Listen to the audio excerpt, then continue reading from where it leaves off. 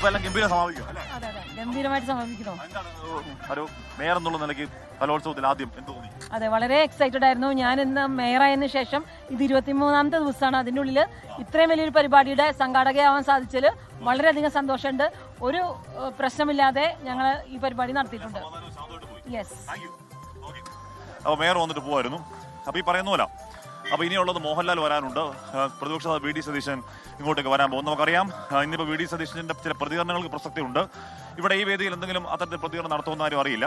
പരോക്ഷമായിട്ടെങ്കിലും അങ്ങനെ പ്രതികരണം നടത്തുമെന്ന് അറിയില്ല. കാര്യം സമസ്ത വേദിയിൽ തുടങ്ങിയതാണ് ആ പ്രതികരണ വാക്പോര്. അതിപ്പോൾ അങ്ങനെ തുടർന്ന് ഇവിടെ എത്തിയിരിക്കുന്നു. കലോത്സവ വേദിയിൽ പ്രതിപക്ഷ നേതാവ് എന്തെങ്കിലും പറയുമോ എന്ന ചോദ്യം അവിടെ ഉണ്ട്. പ്രതിപക്ഷ നേതാവിനി ആ അർത്ഥത്തിലൊന്നും പറഞ്ഞില്ലെങ്കിൽ തന്നെയും എന്താണ് ലാലേട്ടൻ ഇങ്ങോട്ട് വരുന്നു. ലാലേട്ടനെ കാണാൻ വേണ്ടി ഒരുപാട് പേര് ഇങ്ങോട്ട് ഒഴുകിയെത്താൻ പോകുന്നുണ്ട്.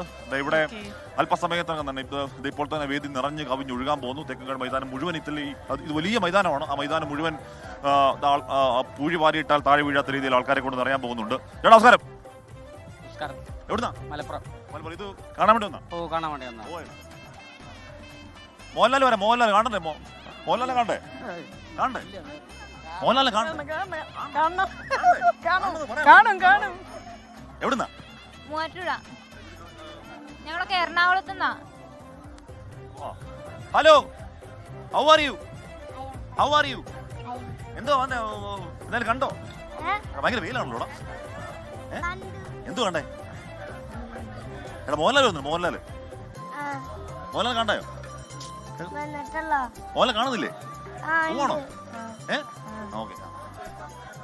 അപ്പൊ ഓക്കെ, നമസ്കാരം. ഒരുപാട് സന്തോഷമുണ്ട്. ഇവിടെ തൃശ്ശൂർ തന്നെ. ഇല്ല, ഞാനിപ്പോ ലാസ്റ്റ് ഡേ വന്നത്. ശരി. അപ്പൊ അതാണ് കഥ. അപ്പൊ എന്ന് പറഞ്ഞു കഴിഞ്ഞാൽ എല്ലാം ഓൾമോസ്റ്റ് ഉപചാരം ചൊല്ലി പിരിയുന്ന അവസാന മണിക്കൂറുകളിലേക്ക് എത്തുകയാണ്. ഈ കലോത്സവത്തെ പറ്റി എല്ലാവർക്കും നല്ല അഭിപ്രായം മാത്രമേ പറയാനുള്ളൂ. ഏതെങ്കിലും തരത്തിൽ വലിയ പരാതികളോ വലിയ പരിഭവങ്ങളോ അല്ലെങ്കിൽ വലിയ കാലതാമസങ്ങളോ ഷെഡ്യൂൾ മാറ്റങ്ങളോ ഏതെങ്കിലും തരത്തിൽ അസ്വാരസ്യങ്ങളോ ഏതെങ്കിലും തരത്തിൽ നിയന്ത്രിക്കാൻ കഴിയാത്ത തിരക്കുകളോ പറ്റിയോ യാതൊരു പരാതിയും ഉയരാത്ത ഒരു കലോത്സവം എന്ന പേര് കലോത്സവം ഉറപ്പായും ഉണ്ട്. മോഹൻലാൽ പുതിയ പോയിന്റ് നിലയുമായി വരുന്നു സൂരജ് സജി. അതായത് മത്സരം പൂർത്തിയായിരിക്കുന്നു. ഔദ്യോഗികമായി കണ്ണൂർ കപ്പ് ഉറപ്പിച്ചു എന്ന് പറയാവുന്ന അതാണ് ആഘോഷം കണ്ടത്. അതായത് 1023 പോയിന്റാണ് കണ്ണൂരിന് ലഭിച്ചിരിക്കുന്നത്. രണ്ടാം സ്ഥാനത്തുള്ളത് തൃശ്ശൂരാണ്. തൃശ്ശൂർ 5 പോയിന്റിനാണ് പിന്നിൽ പോയത്. 1018 പോയിന്റാണ് തൃശ്ശൂരിനുള്ളത്.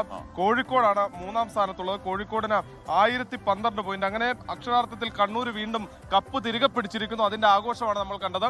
മോഹൻലാൽ ഏകദേശം കാശ്മീർ സൂചിപ്പിച്ചതിലേക്ക് വരികയാണെങ്കിൽ മോഹൻലാൽ വരും. അതാണ് 4 മണിയോടുകൂടി എത്തും. അതായത് കഴിഞ്ഞ തവണ പാലക്കാടിനുണ്ടായ വേദന തൃശ്ശൂർ എന്തായാലും ഉണ്ടാവില്ല. പാലക്കാട് ഒറ്റ പോയിന്റ് നഷ്ടമായി. ഇപ്പോൾ 5 പോയിന്റ് ഉണ്ട്. അതെ, മര്യാദക്കുള്ള തൃശ്ശൂരിനെ സംബന്ധിച്ച് അങ്ങനെ ഒരു നഷ്ടം തോന്നിക്കേണ്ട കാര്യമില്ല. കാരണം 5 പോയിന്റ് എന്ന് പറയുമ്പോൾ അവർ നേരത്തെ തന്നെ ഒരു പ്രതീക്ഷിച്ചിരുന്നതാണ്. രാവിലെ മുതൽ തന്നെ ഇങ്ങനെ ഒരു 5 പോയിന്റ് വ്യത്യാസത്തിൽ പോകുമ്പോൾ സ്വാഭാവികമായി ഇനി നടക്കുന്ന മത്സരങ്ങൾ 4 മത്സരങ്ങളിലും എ ഗ്രേഡ് കിട്ടാതെ പോയാൽ മാത്രമായിരുന്നു ഇവർക്ക് നഷ്ടമാവുള്ളൂ. അതുകൊണ്ട് തന്നെ നേരത്തെ തൃശ്ശൂർ പ്രതീക്ഷിച്ചിരുന്നു ഈ 2ാം സ്ഥാനം. അതുകൊണ്ടൊരു വല്ലാത്ത സങ്കടം തോന്നില്ല. പക്ഷേ സ്വന്തം തട്ടകത്തിൽ നടക്കുന്നു.